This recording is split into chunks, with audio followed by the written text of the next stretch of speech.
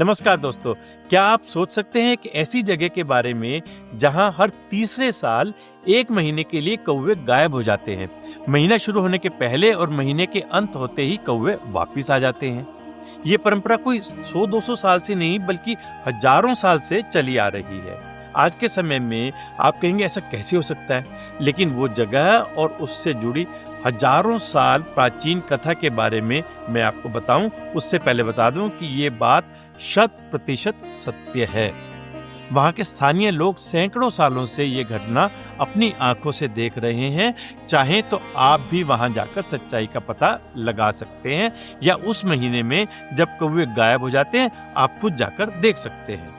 ये एक जगह है राजगीर, जो बिहार की राजधानी पटना से लगभग 100 किलोमीटर दूर है।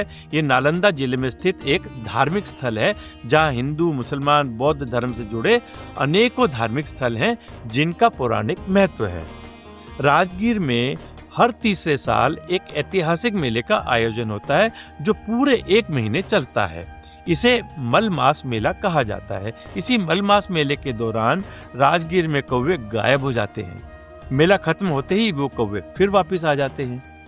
ऐसी मान्यता है कि भगवान ब्रह्मा के मानस पुत्र राजा बसु ने राजगीर के ब्रह्म कुंड में एक यज्ञ का आयोजन करवाया था, जिसमें उन्होंने सभी 33 करोड़ देवी देवताओं को आमंत्रित किया था, लेकिन कौवे को आमंत्रित करना भूल गए।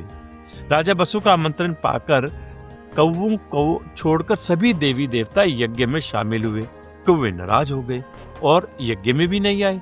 तब से लेकर आज तक जब भी मलमास मेले का आयोजन होता है, कौवे कहीं दिखाई नहीं देते, लेकिन मेला खत्म होते ही कौवे वापस आ जाते हैं। मान्यता है कि इसी यज्ञ में देवी देवताओं के स्नान के लिए ब्रह्मा जी ने 22 कुंड और 52 जल धाराओं को बनाया, जो आज भी सुरक्षित है। लोग उसमें स्नान करते हैं। आज भी मलमास मेले का आयोजन होता है तो सर्वप्रथम 33 करोड़ देवी देवताओं को आह्वान किया जाता है, जिसमें कौवा छोड़कर सभी आते हैं और पूरे एक महीने तक राजगीर में वास करते हैं। राजगीर के मलमास मेले में भी कुंभ की तरह शाही स्नान का आयोजन होता है, जिसमें देश के कोने कोने से आए संत महात्मा आस्था की डुबकी लगाते हैं। इस मेले में विशेष रूप से क्या खासियत है, वेद पुराणों में राजगीर का जिक्र किया गया है। राजगीर की भूमि को तपोभूमि कहा गया है।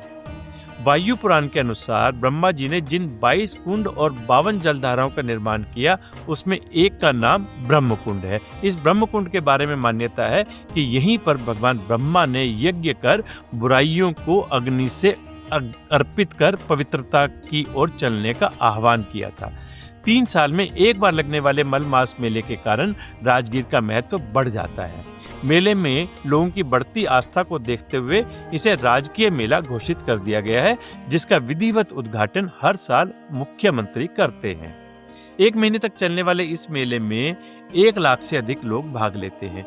ऐसे में भारत के कोने कोने से तीर्थयात्री और श्रद्धालु तो आते ही हैं, विदेशों से भी बड़ी संख्या में लोग पहुंचते हैं। मलमास मेले के दौरान यहाँ के गर्भ जल के कुंडों में स्नान करने का वही महत्व है जो प्रयाग और उज्जैन तीर्थ में स्नान करने का है। पूरे भारतवर्ष में केवल राजगीर में ही मलमास मेले का आयोजन किया जाता है। इसे पुरुषोत्तम मास के नाम से भी जाना जाता है। आप भी चाहें तो राजगीर में लगने वाले मलमास मेले में जाकर पुण्य प्राप्त कर सकते हैं। नमस्कार।